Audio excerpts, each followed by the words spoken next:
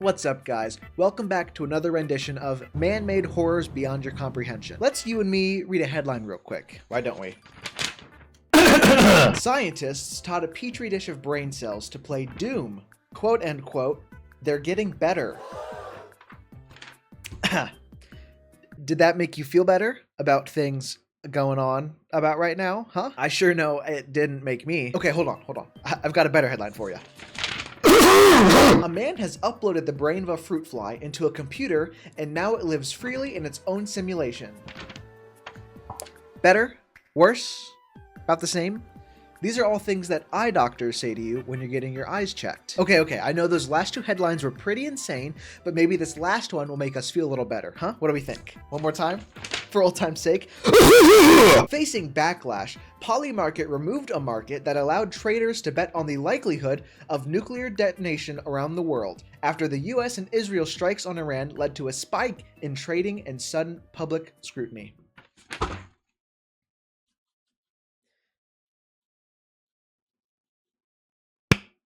What? Polymarket. More like Polly gonna do your mother. Oh, it seems that a new Polymarket just dropped. Will Aarc's next sentence be, what the fuck is going on? Let's ask our best insiders. Congressman? You know, my husband said that if we put all of our money to an Iran strike market... You know, I really just hate all of you. I hate you all so much. If I could choose to have you all die, I would choose that. Oh my God, I'd be okay with that. That's kind of what we're doing around here. Thank you for the update, Congressman. Let's see what he says. What the fuck is going on?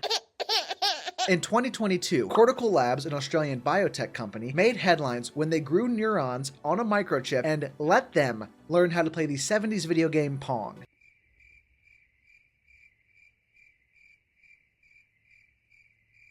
What? Why would you do that? In an NPR article describing these events, the CSO of Cortical Labs compared this process to making a cup of tea in an unfamiliar environment, stating that, with a bit of rummaging and searching, you can probably make a decent cup of tea as long as you've got the ingredients, but even a very powerful computer would struggle to carry out that task in an unfamiliar environment. The CSO, Brett Kagan, looks like someone who would compare growing literal human brain cells on a microchip to making a fucking cup of tea. Man, making coffee just takes way too long. What if we made a computer that could do it for us? It's actually a pretty good idea. How would we start though? Well, I guess we could start by growing a petri dish full of human brain cells on a microchip and forcing them to play video games.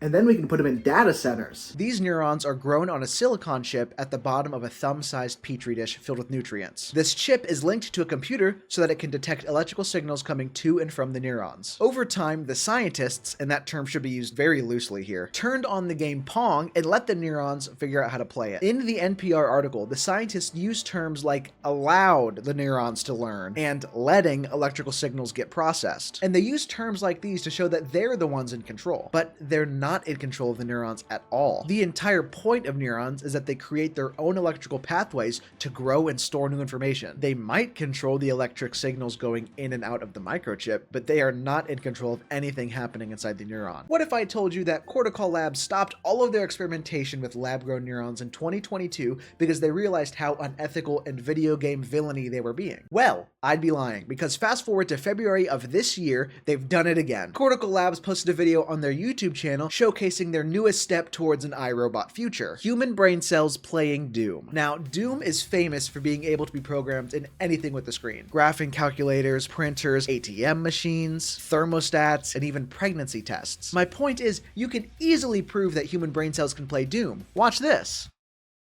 I'm literally playing Doom right now. Take a look. That's right, I can't see anything in my head. Fun fact, it sucks, it's horrible. The supervillains grew hundreds of thousands of human brain cells on microchips, stored them in fancy boxes called CL1s, and made them learn how to survive in a literal digital hellscape. Now listen, I am all for progressing science for science's sake, and maybe if there was a different socioeconomic state of the entire world right now, I'd feel differently, but this does not feel like the right time to be pulling this kind of bullshit. If a microchip can learn how to play Doom, it can learn how to man a drone. They say the next one will be dropped by a growing cluster of human brain cells on a microchip in a laboratory in Australia. Wow, that's absolutely fucking horrifying. Just gonna say, no matter how I feel about this topic, the brain cells kind of suck ass at playing Doom. But it only took the brain cells a week to get to the current point where they are, so that's kind of fucking terrifying. If you gave a toddler a controller and said, get 1,000 points on Tetris, it would probably take 10 times as long to do so than these fucking brain cells did. And that's terrifying because toddlers are like 2 or 3 years old sometimes. Now, we need to stop all of these experimentations limitations and call it quits here, because with these 20-year gap increases in video games, we are getting dangerously close to Black Ops 1 territory. And that's exactly what Cortical Labs did.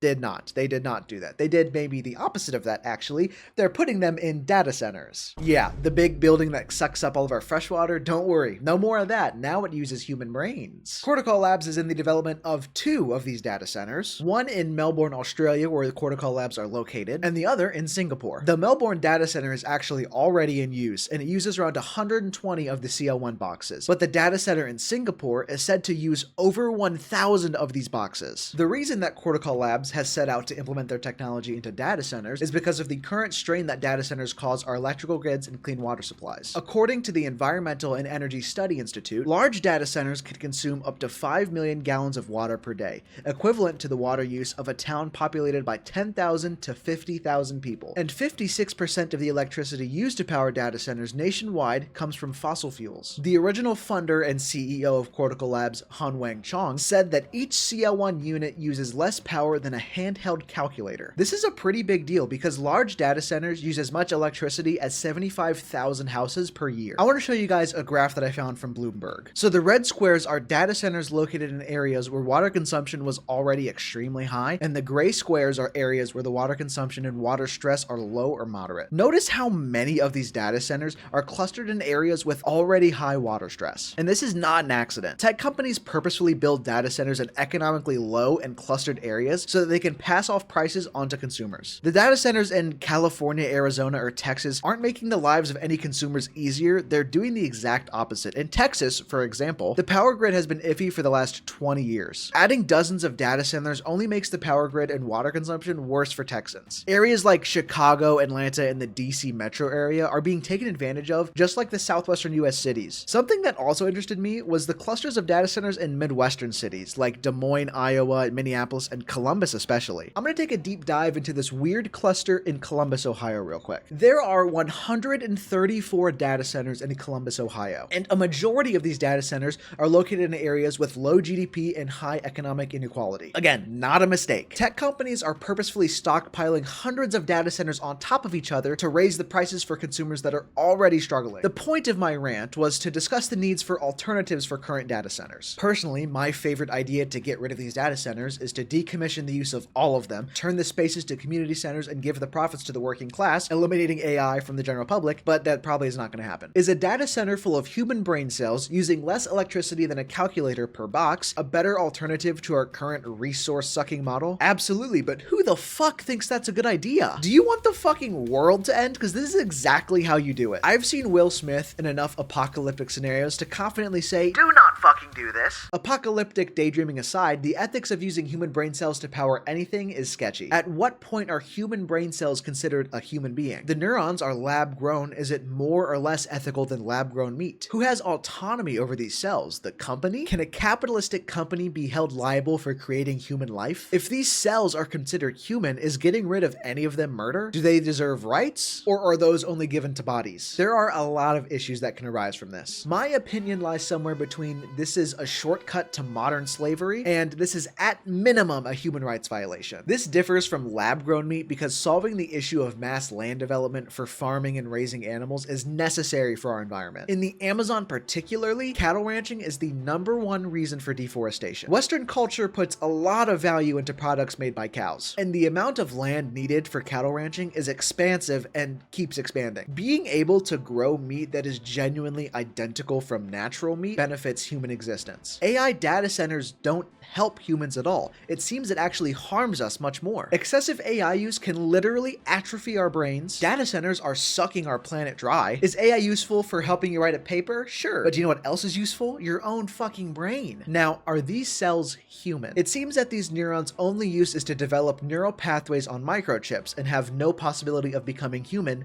yet. And that's where the issue lies. is that yet.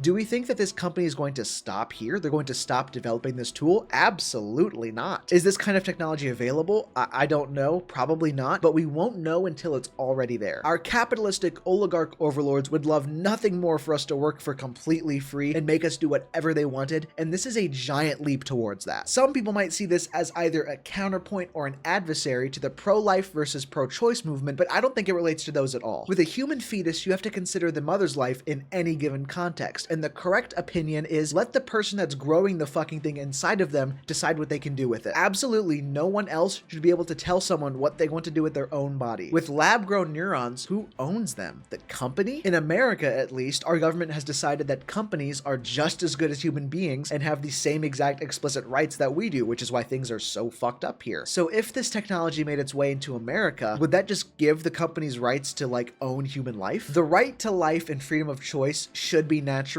and things like 9-to-5s, wage slavery, human neurons grown on brain chips, and pineapple on pizza are all but natural. When you think of a fly, what do you think of? A little annoying fucker flying around your face, landing on shit, getting all sticky, rubbing their face, going like, and then like flying away. This is generally how flies exist in the real world, but when scientists uploaded a fly's consciousness into a computer, drumroll please, they did the same shit. Scientists in China used a program called Muju Co, which is a body simulation program, and uploaded a completed fly-wire connectome, which are fancy words for a fully mapped out fruit fly brain, into the Muju Co body simulation program, and sure enough, the fly acted like flies do. Western media have shifted this accomplishment into scientists uploaded a fully fledged consciousness into a brain, when it's just not true. It's incredibly impressive, don't get me wrong, but the original paper is still peer-reviewed, and it's all just kind of right now. So think of it more as copying and pasting something on a piece of paper into the computer and letting the computer figure out whatever technology you pasted onto there. What's scary though is the implications of this. Uploading a copy of a consciousness into a computer program, and the body simulation literally does exactly what the consciousness does. Like, this is actual artificial intelligence, the shit that Will Smith's been talking about since like 20 years. The last thing I'm going to rant about today is Polymarket. If you haven't heard of it, I'm just going to take you there. So this is Polymarket, and there are a few different types of Polymarket-like tools, like Kalshi, which is a little more popular. But basically, what this is people trading on markets. So it's not stock trading, which means it's not necessarily filtered or regulated at all. It includes things like Oscars 2026 The Best Actor winner, with Michael B. Jordan, Timothée Chalamet, Michael B. Jordan. Good for Michael B. Jordan. I mean, Michael B. Jordan played two fucking roles. He better deserve that shit. Or things like, will crude oil hit the high of $95 by March 15th? Or will Netanyahu tweet again by Saturday? Or Karg Island no longer on Iranian? U.S. forces enter Iran by U.S. ceasefire by Blue Jackets, Flyers, Wizards, Celtics, Kings, Devils, a bunch of sports. And then U.S. escorts commercial ship through Hormuz. You got the WBC winner. I think it's going to be Dominican Republic. And then, will the Iranian regime fall by June 30th? What the fuck is going on? So what's happening here? We can click on one of these. Let's go ahead and click on Iran nuke before 2027, right here. So here is the market for the quote-unquote odds of Iran getting nuked before 2027. Right now, allegedly, according to this website, there is a 14% chance of Iran getting nuked before 2027. We can bet money on if this will happen. So if I say no, and I bet $50 on it, if it doesn't happen, I will win $58 back. But if I bet yes, I'll win $300. So basically, if I was a government employee and I was like, I know we're gonna nuke Iran, and I said yes and put, let's just say $20,000 in here, I would win $38,000. It's a good thing no government employees have done that, right? Will Trump acquire Greenland? Literally, people's lives are at stake, and rich fucking people with nothing better to do and insider knowledge can predict this shit and make money off of it. It's absolutely insane. I don't understand how anyone can do this shit. This one really grosses me out. So this one says, U.S. ex-Cuba economic deal by when? And the options are April 30th or June 30th. Cuba is literally being sanctioned by the US right now. We are literally cutting off all of their power, all of their food. Like, people are literally fucking starving, and we can just bet on it. We can bet like 50 fucking bucks. I bet $50 on yes.